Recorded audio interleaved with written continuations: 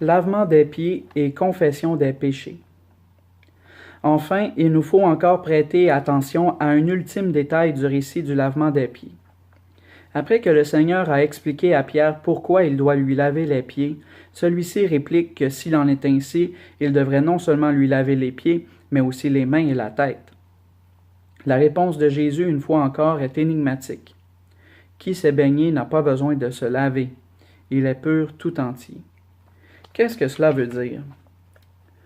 La parole de Jésus laisse supposer évidemment que les disciples, avant de venir à la scène, avaient fait un bain complet, et maintenant, étant à table, ils n'avaient besoin que d'un lavement des pieds. Il est clair que Jean voit en ces paroles un sens symbolique plus profond qu'il n'est pas facile de saisir. N'oublions pas tout d'abord que le lavement des pieds, comme nous l'avons vu, n'est pas un sacrement particulier, mais manifeste la totalité du service salvifique de Jésus. C'est le sacramentum de son amour, dans lequel il nous immerge dans la foi, qui est le véritable bain de purification pour l'homme.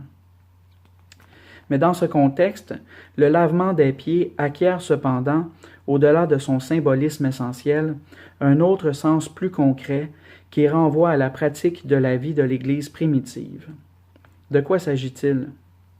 Le bain complet présupposé ne peut faire référence qu'au baptême, par lequel l'homme est une fois pour toutes immergé dans le Christ et reçoit sa nouvelle identité d'être dans le Christ.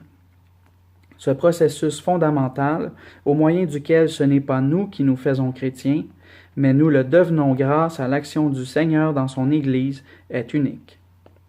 Toutefois, dans la vie des chrétiens, par la communion conviviale avec le Seigneur, un tel processus a toujours besoin d'une nouvelle intégration, le lavement des pieds. De quoi s'agit-il?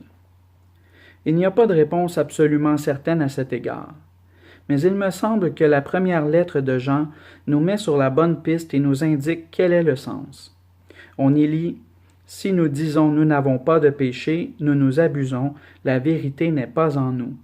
Si nous confessons nos péchés, lui, fidèle et juste, pardonnera nos péchés et nous purifiera de toute iniquité. Si nous disons « nous n'avons pas péché », nous faisons de lui un menteur, et sa parole n'est pas en nous.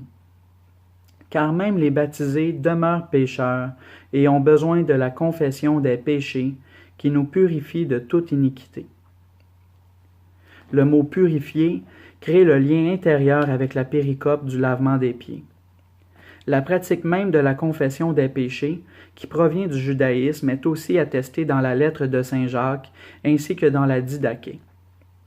Nous y lisons « Dans la communauté, tu dois confesser tes péchés. » Et encore, « Au jour du Seigneur, vous devez vous réunir, rompre le pain et rendre grâce, après avoir en premier lieu confessé vos péchés. » Franz Müssner, suivant en cela Rudolf Knopf, commente « Dans ces deux textes, on pense à une confession publique de l'individu. » Certainement, dans cette confession des péchés, qui de toute façon dans la zone d'influence du judéo-christianisme faisait partie de la vie des communautés des origines chrétiennes, on ne peut pas reconnaître le sacrement de la pénitence dans le sens où il s'est mis en place dans le cours de l'histoire de l'Église, mais il s'agit sans aucun doute d'une étape vers celui-ci.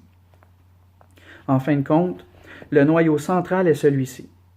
La faute ne doit pas continuer à suppurer dans l'âme de manière cachée, l'empoisonnant ainsi de l'intérieur. Elle a besoin de la confession. Par le moyen de la confession, nous la mettons à la lumière, nous l'exposons à l'amour purificateur du Christ. Dans la confession, le Seigneur lave sans cesse de nouveau nos pieds sales et il nous prépare à la communion conviviale avec lui.